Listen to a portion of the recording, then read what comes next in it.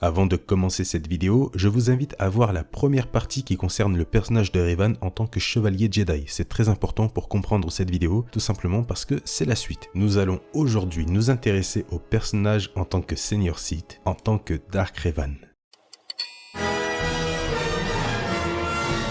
Maintenant tous deux devenus Senior Sith et serviteurs de Vysiat, Dark Revan et Dark Malak retournent tous les deux sous l'ordre de Vysiat dans les mondes de la République afin de trouver et utiliser la Forge Stellaire pour lui. La Forge Stellaire, c'est une station spatiale créée par les Rakata à l'époque, capable de créer à l'infini des flottes de vaisseaux, des armées de droïdes, etc. Donc une fois de retour dans l'espace de la République, secrètement bien sûr, les deux Senior Sith se mettent à la recherche de cette station via des reliques Rakata appelées les cartes stellaires. Revan en avait déjà deux en sa possession qu'il avait trouvées à l'époque, lorsqu'il était encore un Jedi, sur les planètes d'Antwin et Kashyyyk. Ils se dirigeront ensuite vers d'autres mondes comme Tatooine et Manaan pour trouver d'autres parties de la carte stellaire. Ils feront un arrêt assez prononcé sur la planète des Sith au sang pur, Korriban. Ils iront en direction de la célèbre vallée des Seigneurs Noirs, qui est une énorme vallée qui regroupe un nombre incroyable de tombeaux Sith. Ils réussiront à apprendre encore plus de choses sur les enseignements du côté obscur, notamment dans le tombeau du Seigneur Sith Tulak Hord, en prenant soin de prendre les reliques Sith sur place, notamment le célèbre masque de Tulak Hord. Ils partiront ensuite directement dans le tombeau du Sith hybride Nagasado pour y récupérer la dernière partie de la carte stellaire. Revan construira entre-temps son propre holocron pour y mettre divers enseignements sur le côté obscur, mais aussi sur le fonctionnement d'un maître et de son apprenti. Un holocron assez important qui sera retrouvé bien plus tard par Dark Bane sur Rakata Prime.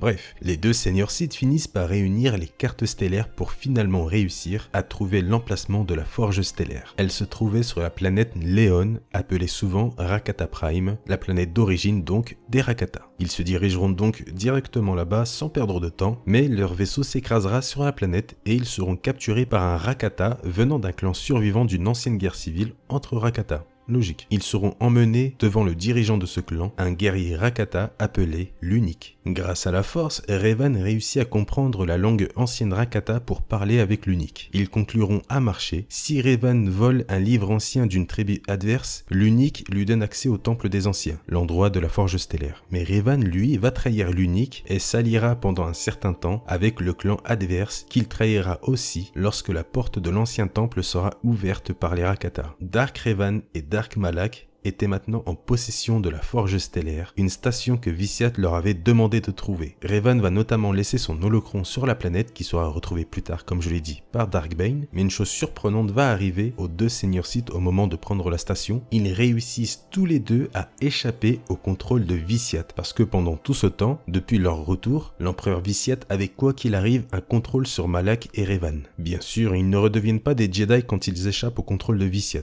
Bien au contraire, ils prennent la Forge Stellaire et l'emmènent au-dessus du soleil Abo du système Léon pour alimenter la forge. Dark Revan décide finalement de créer son Empire Sith pour contrer l'Empire Sith de Vysiat. Et pour ce faire, son objectif premier est de conquérir la République pour la transformer en quelque chose qui pourra se défendre contre l'Empire Sith de Vysiat. En résumé, s'il attaque la République, c'est pour en prendre le contrôle et la changer selon sa propre vision en tant que Sith pour la préparer à l'assaut de Vysiat. Un objectif finalement bon mais mal exécuté avec un petit côté dictateur de tout refaire à sa manière en tant que Sith. Bref, il décide par la suite de prendre Dark Malak comme son apprenti. L'Empire Sith de Revan était né et grâce à la Forge Stellaire, il pouvait construire une armée infinie. Mais surtout, il avait déjà des hommes auprès de lui, ceux qui l'avaient accompagné dans les régions inconnues à l'époque. Et la première étape pour que leur Empire Sith grandisse, c'est la formation de personnes capables de devenir des Sith. Avec Malak, il se dirige donc vers la planète Korriban et réouvre l'Académie Sith pour y former de futurs apprentis. Mais il retournera aussi sur Malachor 5 pour réouvrir l'ancienne Académie Sith. Revan aura énormément de bases secrètes pour former les nouveaux arrivants, mais Korriban et Malachor étaient les plus répandus. Quand je dis Malachor, bien sûr, je parle de Malachor 5. Revan décidera d'attaquer pour la première fois la République avec son empire en attaquant un chantier naval de la République et décide de capturer tous les membres présents. Il volera notamment plus de 300 vaisseaux appartenant à la République. mais surtout il volera un énorme vaisseau reconnu à travers toute la République, le Léviathan. Il annoncera ensuite officiellement sa présence en tant que nouveau Seigneur Sith avec Malak à la galaxie. Avec cette attaque, la célèbre guerre civile des Jedi débutera. Pour l'anecdote, il faut savoir que la République n'avait jamais rencontré de Seigneur Sith portant le titre d'Arc, puisque les Seigneurs Sith qui ont combattu la République,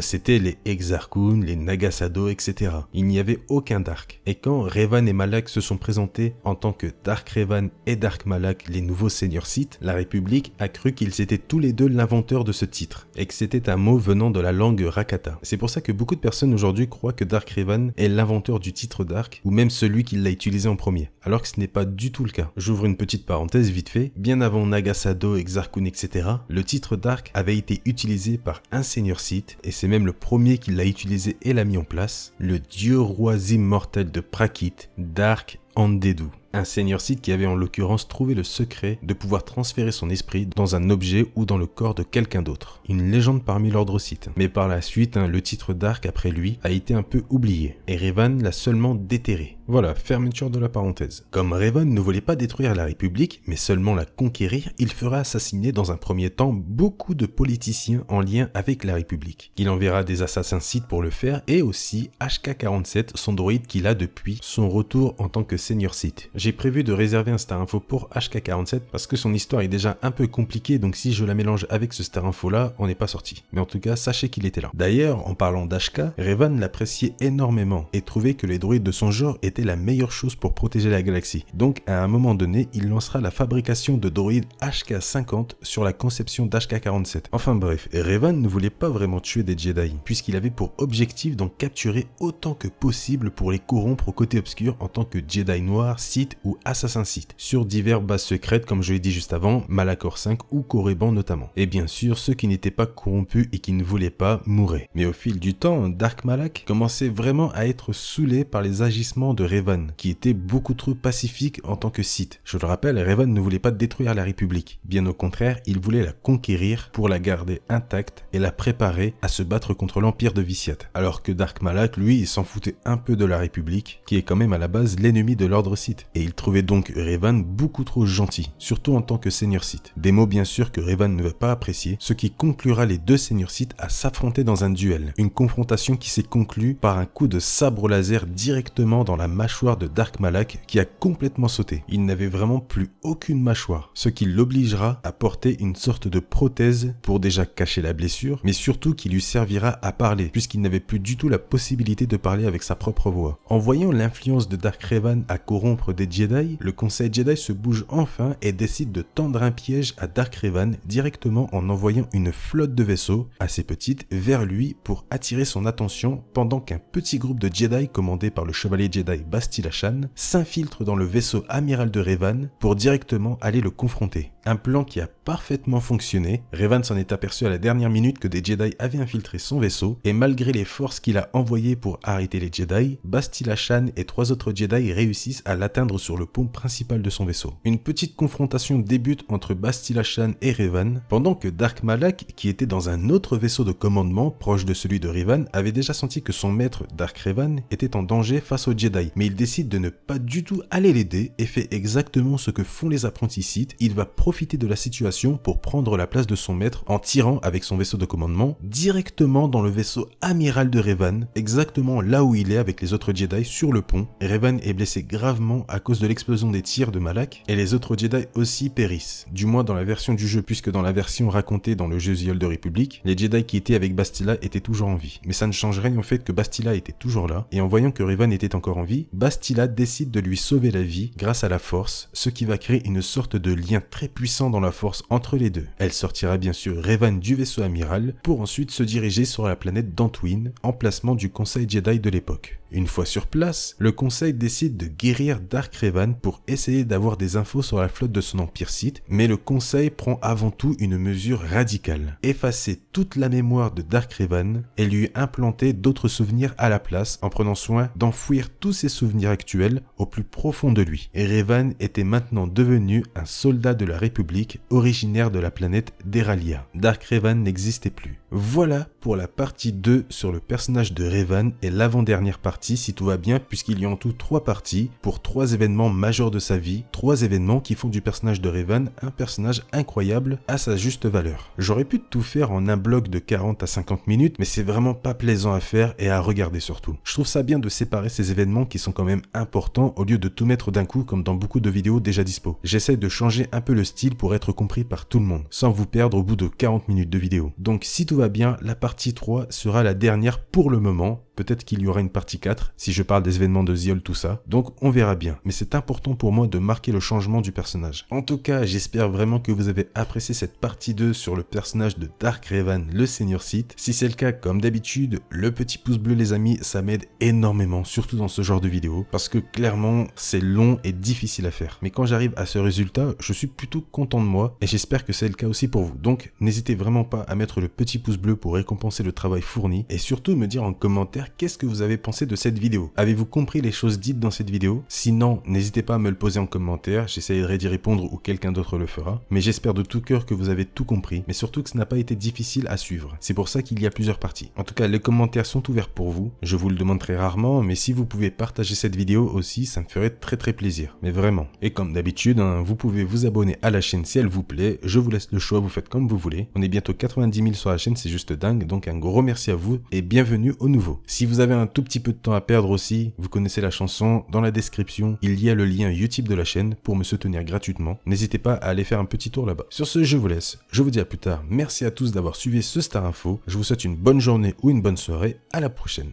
Salut.